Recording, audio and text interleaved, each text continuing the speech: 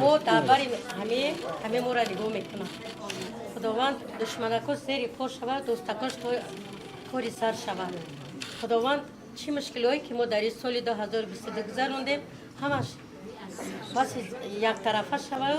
سال خوشبختی، سال نیکروزی، سال همه بهترین چیزی که صاحب جان گفت در صحیفه نیست. در 6 سال یک بار میبیاید این خرگوشه که سیاه بود همان دانسته سیاه پوشیده. برای همین ما هم میخوام که اونای دما خرگوشه کشتیم و سیاه ما رو سرام رو سیله کنیم. من نوپگیری بشم. من نوپگیری بشم. آمد میارم. دختر من صحت سلامت بچه و دختر کنم. بچه و دختر. دوستان عزیز، رحمت کلام با قضیت SSC رخمو که سایب جان بزرگواران جمیله بسیاری نعفو همتون زحمت میکشم. شب و سحر من قضیت SSC میکنم. از صحیفه یکم سر کرده همون چیزی که می نویسم همش هم میخونم. حتی همین روز من همین آدم ای خطلان اومد مورا نشناخت. من به گفتگو در سایب جان در اومدم شیشتم اپا چیکار میکنی در اینجا؟ گفتم نشناختی ما مادری همین گازیتی SSC برای همین چیز سالی که بود از سال 2023 فقط جنگ بود، تشویش‌های بسیار بای بود، بی‌معنی بود.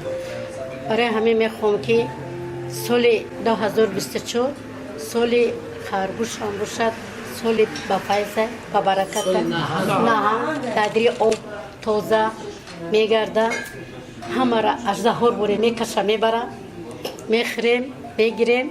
با رحمت کلام یک بار از نام همه بودگی و شما تشکر زیاد میگیم که ما را جمع میکنیم. در یک سال ما را نگاه بکنیم. شما بودن ما قضیت SSC کنیم.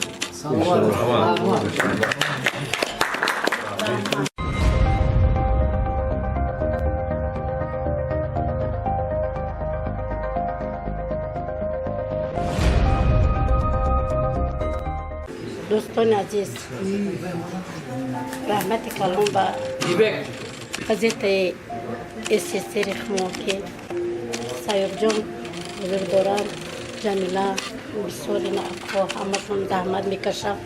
شب و سحر من قضیت SSC میکنم.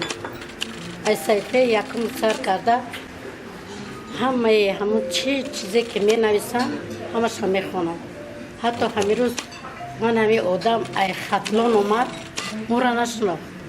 من به گفتگو در سایب جان در اومدم شیشتم اپا چیکار میکنی در اینجا؟ گفتم نشناختی ما مادری همین گازیتی SSC برای همین چیز سالی که بود از سال 2023 فقط جنگ بود، تشویش‌های بسیار بای بود، بی‌معنی بود.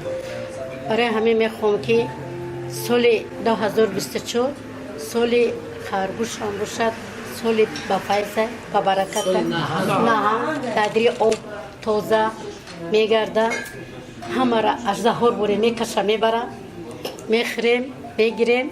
با رحمت کلام یک بار از نام همه بودگی و شما تشکر زیاد میگیم که ما را جمع میکنیم. در یک سال ما را نگاه بکنیم. شما بودن ما قضیت SSC کنیم.